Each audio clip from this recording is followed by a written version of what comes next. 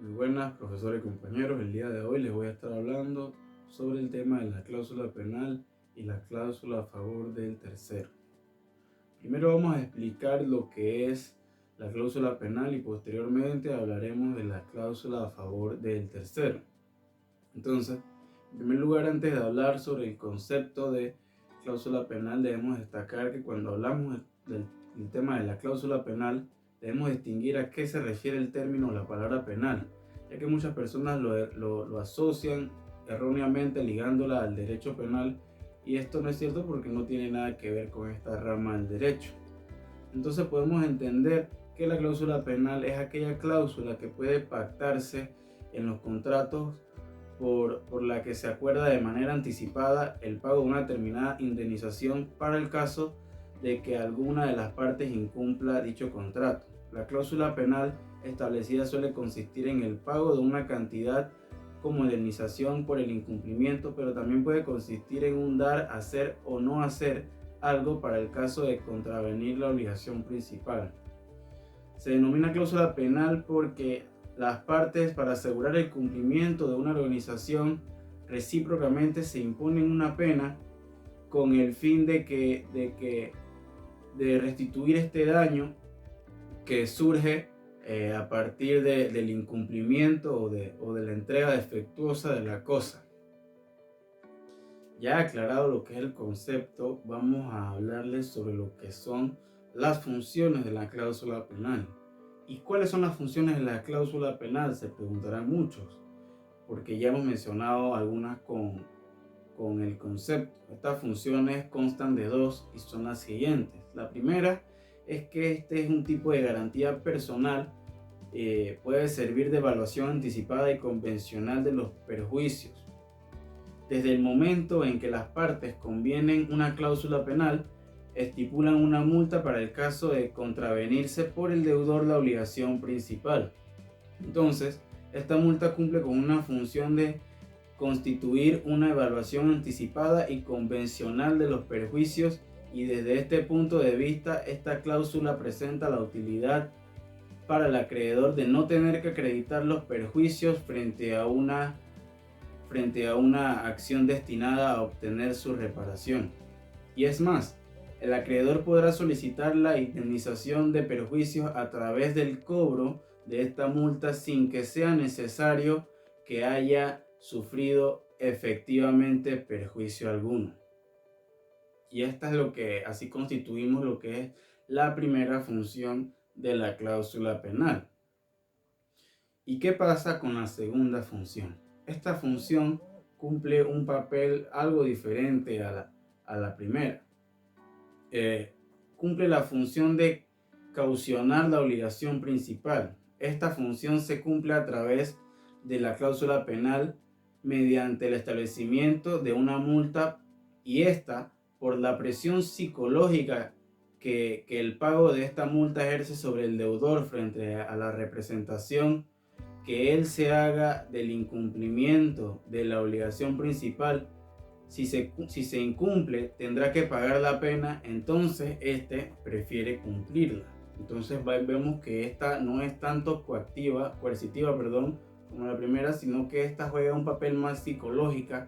Al imponerle una multa al deudor, este debe estar consciente de que si no cumple sus obligaciones, este va a tener que hacer consecuencia a la cláusula penal. Ahora vamos a hablar sobre los modos de emplear la cláusula penal. Esto tiene dos modos de emplearse: lo que es la cláusula penal compensatoria, que es prevista por las partes para el supuesto de un incumplimiento total y absoluto de la obligación, por lo que el monto previsto en ella sustituye el interés de la cosa y cualquier liquidación de daños derivados del incumplimiento. Por ende, resulta inadmisible cobrar la cláusula penal por un lado y además los daños sufridos por el incumplimiento por otro lado.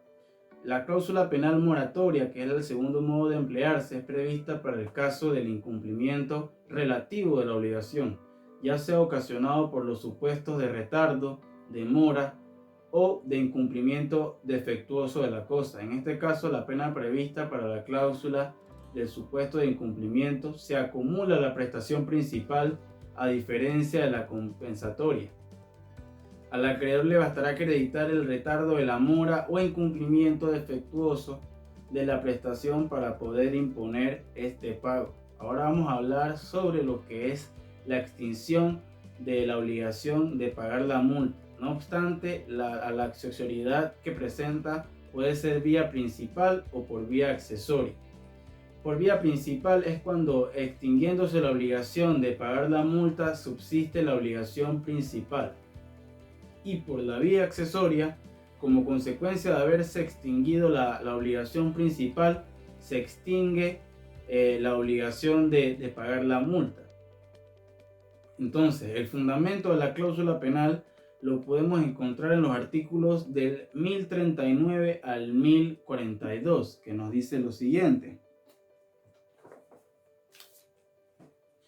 En las obligaciones con cláusula penal habrá lugar a exigir la pena en todos los casos en que se hubiera estipulado, sin que pueda alegarse por el deudor que la inejecución de lo pactado no ha inferido perjuicio al acreedor o le ha producido beneficio. En el artículo 1040 nos dice: no podrá pedirse a la vez la pena y la indemnización de perjuicios a menos de haberse estipulado así expresamente, pero siempre estará el árbitro del acreedor pedir la indemnización o la pena. Es lo que veíamos en la cláusula penal, en la cláusula penal compensatoria. No se puede pedir las dos a menos que haya estado estipulado previamente en el contrato. En el artículo 1041 nos dice que el juez modificará equitativamente la pena cuando la obligación principal hubiera sido en parte o irregularmente cumplida por el deudor. Y en el 1042 nos dice que la nulidad de la cláusula penal no lleva consigo la obligación principal. La nulidad de la obligación principal lleva consigo la de la cláusula penal.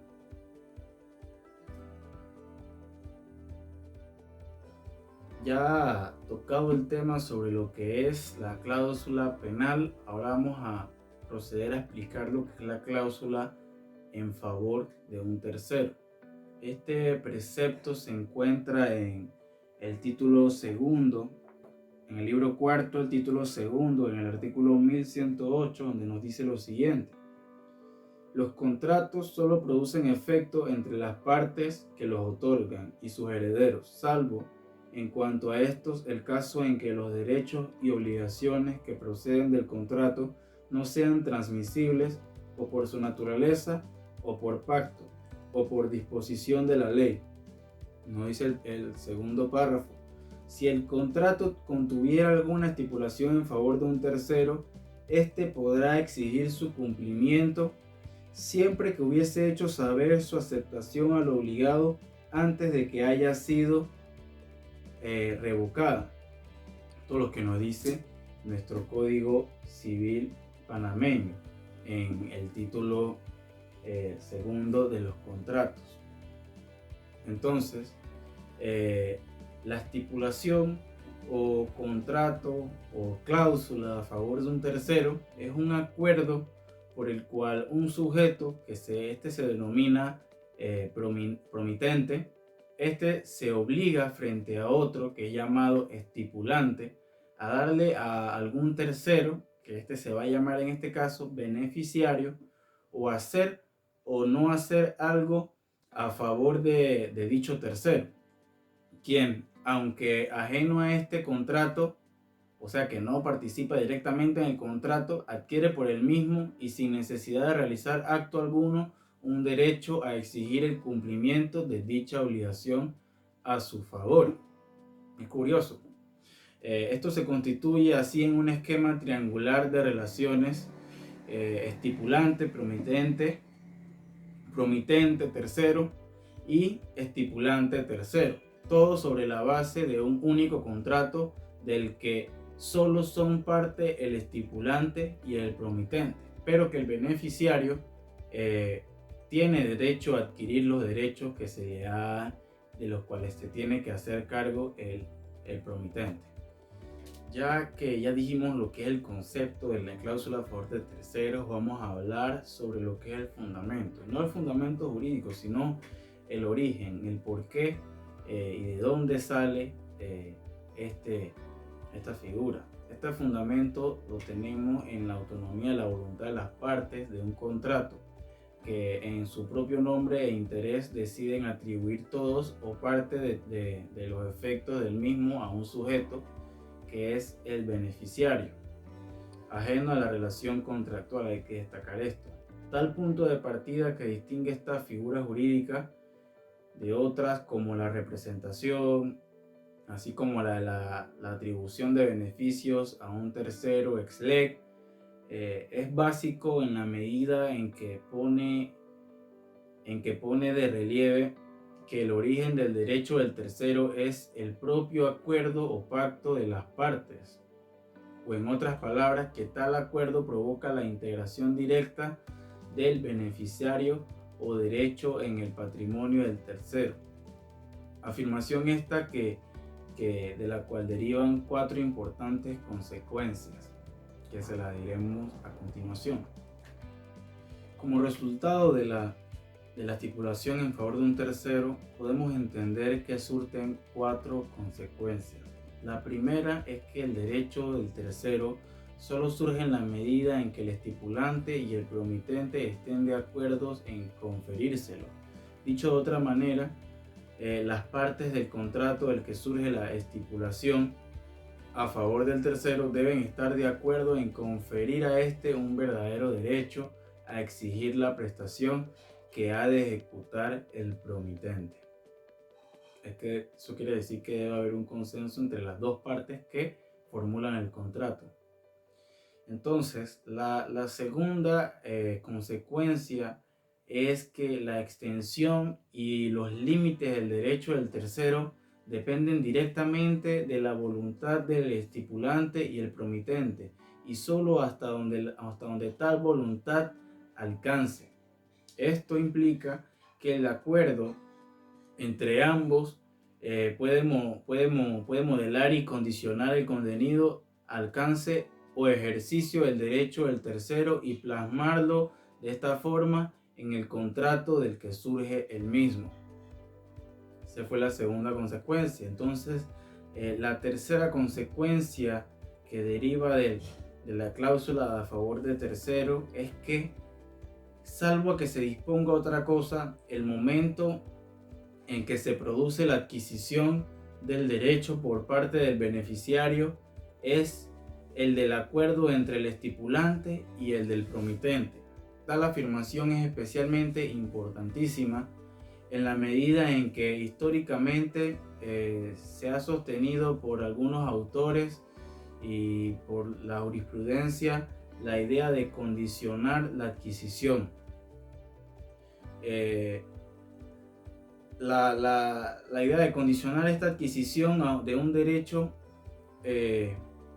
a su aceptación por parte de un tercero, sobre el ya mencionado principio de que no se puede imponer a nadie un derecho sin contar con su voluntad. Es decir, que si el tercero, o sea, el beneficiario, no da la voluntad, no se le puede otorgar el derecho, no se le puede obligar a que él haga valer ese derecho que se le otorga. La cuarta y última consecuencia relativa precisamente a estas facultades de revocación o modificación reside en la aceptación coherente y consecuente de aquellos que por su libre voluntad han sido artífices y creadores del derecho del tercero. Esto es, el estipulante y el promitente pueden igualmente ponerle fin o modificarlo. Ahora bien, dado que el citado derecho ha surgido y se ha integrado en el patrimonio del tercero desde el momento del acuerdo generado en este sujeto ciertas expectativas, estas facultades de estipulante y promitente de modificación o de revocación del derecho ya atribuido no son ni deben ser limitadas. ¿Qué pasa? Por tanto, su regulación ha de encontrar un punto de equilibrio entre la protección de los intereses del estipulante y promitente Y por otra parte, la protección de las legítimas expectativas del tercero. Y esas son las 4 consecuencias que pueden derivar de la estipulación o la cláusula a favor del tercero. Ahora les mostraré un video explicativo con ejemplos para que puedan entender cada una de estas cláusulas, tanto la cláusula penal como la cláusula a favor de un tercero. En esta cláusula penal, que es de modo compensatorio, podemos analizar las figuras del deudor y del acreedor. Como deudor tenemos a Juan y como acreedor tenemos a Pedro. Entonces, ¿qué pasa? En un contrato de compra y venta se estipula que Juan le va a traer a Pedro un carro de China, y entonces ese carro está estipulado que va a llegar el 21 de diciembre de 2021. En el contrato de compra y venta se pacta una cláusula penal donde nos dice que si Juan no le llega a dar el carro a Pedro, este deudor, o sea Juan, le va a tener que dar una suma de $900,000, equivalente al precio que Pedro había pagado por el carro. Ahora veremos con el mismo ejemplo lo que es la cláusula penal moratoria. Entonces, como ya habíamos recordado, Juan es el deudor y Pedro el acreedor.